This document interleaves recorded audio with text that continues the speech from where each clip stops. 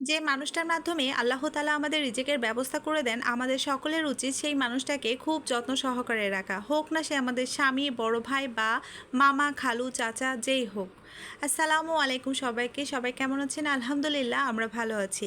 আজকে দিনে ছোট একটা মিনি ব্লগ নিয়ে আসছি, অবশ্যই সবাই সাথে থাকবেন এবং ভিডিওটা দেখবেন। ভালো লাগলে অবশ্যই শেয়ার করে দিবেন।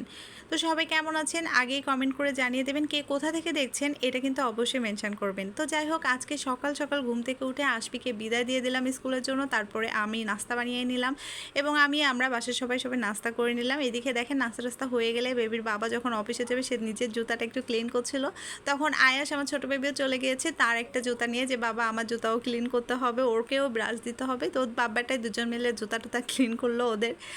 তো যাই হোক, এদিকে সব কাজকাম শেষ করে আমি রান্নার কাজে চলে আসলাম। বাসায় পুঁইশাক ছিল, সেই দিনের পুঁইশাক, একটা পুঁইশাক নিয়ে আসলে মোটামুটি আমাদের 2 দিন হয়ে যায়, যেহেতু বাসায় আমরা খুবই কম সংখ্যক লোকজন আছি।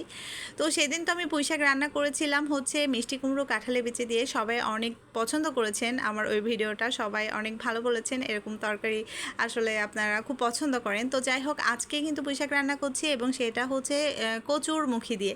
তো আপনারা কারা কারা কচুরমুখী পছন্দ করে অবশ্যই কিন্তু কমেন্ট করে জানাতে পারেন আমাকে। আমার তো কচুরমুখী ভীষণ প্রিয়। আর কচুরমুখীর এখন কি তরকারি, প্রচুর সোনার মতো তরকারি, সোনার মতো দাম, তাই তো। তো যাই হোক, কচুরমুখী দিয়ে পুঁইশাক এবছরের প্রথম খাবো, কচুরমুখী দিয়ে পুঁইশাক। আর আমার অসম্ভব প্রিয় একটা তরকারি কচুরমুখীর সাথে পুঁইশাক আর চিংড়ি মাছ।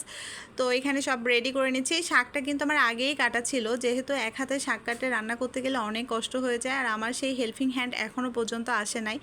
প্রচণ্ড কাজের চাপ, আর কাজ তো একটা করি, আর করার পরে আরও কাজ কিভাবে কিভাবে বেড়ে যায় কিছুই বুঝি না। এই কারণে পেজে বড় ভিডিও আপলোড করতে পারছি না, সবাইকে সাপোর্ট খুব কম করতে পারছি, নিজেও ভিডিও আপলোড করতে পারছি না। তো আশা করি সে আসলে আবার সব ঠিক হয়ে যাবে। তো আমি এখানে পেঁয়াজ, রসুন আর কাঁচামরিচ কুচি করে নিচ্ছি পুঁই শাকের জন্য। পুঁই শাকটা কীভাবে রান্না করছি চলেন আপনাদেরকে একটু বলে দিই। যারা পুঁই শাক কচুরমুখী দিয়ে খেয়েছেন অবশ্যই আমাকে জানাবেন তাদের কেমন লাগে, আর যারা খাননি তারা কিন্তু এই রেসিপিটা দেখে অবশ্যই বাসায় একদিন বানাবেন। আর অবশ্যই আমার কথা বলবেন খাওয়ার পরে, যে হ্যাঁ আপু আমার এই রেসিপিটা বানিয়ে খেতে বলছিল, আমার খুবই ভালো লাগছে। তো যাই হোক, এখানে চিংড়ি মাছ আগে থেকে কেটে নিয়েছিলাম, আর পুঁই শাকটা রান্না শুরু করে দিয়েছি। প্রথমে তেল দিয়ে চিংড়ি মাছ দিয়ে দিয়েছি, তারপরে পেঁয়াজ, মরিচ, কাঁচামরিচ আর রসুন কুচি দিয়ে দিলাম, লবণ দিলাম, হলুদ দিলাম, তারপরে কচুরমুখীগুলো দিয়ে দিচ্ছি। একটু হালকা 2 মিনিট নাড়াচাড়া করে এর ভিতরে দিয়ে দেবো পুঁই শাকটা। যেহেতু আজকে আমি কিন্তু হাতে মাখিয়ে রান্না করিনি, আজকে কিন্তু আমি কষানো তরকারি রান্না করছি। আমি বিভিন্নভাবেই রান্না করে থাকি, এক প্রসেসে যে রান্না করতে হবে এমন না।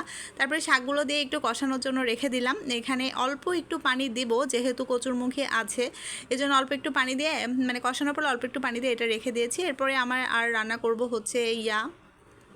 মুরগি, পেঁপে দিয়ে মুরগি রান্না করব।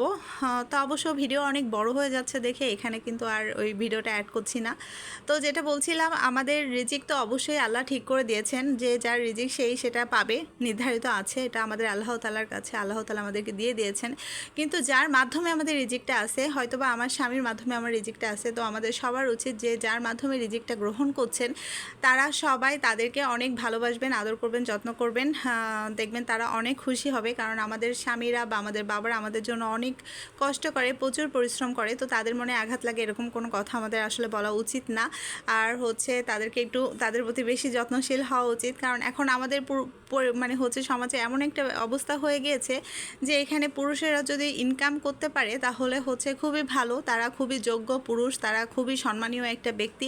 কিন্তু যে পুরুষের যদি ইনকাম কম থাকে, যে তোমার ইনকাম কম আছে, তাহলে সে আর কারোর কাছে সম্মান পায় না। তো সে হাজার বড় হোক আর যাই হোক, গুরুজন হলেও সে সম্মান পায় না। তো ইনকামের উপরে এখন বিচার হয়ে যায় সবার। তো যাই হোক, ভিডিওটা ভালো লাগলে অবশ্যই লাইক কমেন্ট করে দেবেন। সবাই ভালো থাকবেন, আল্লাহ হাফেজ।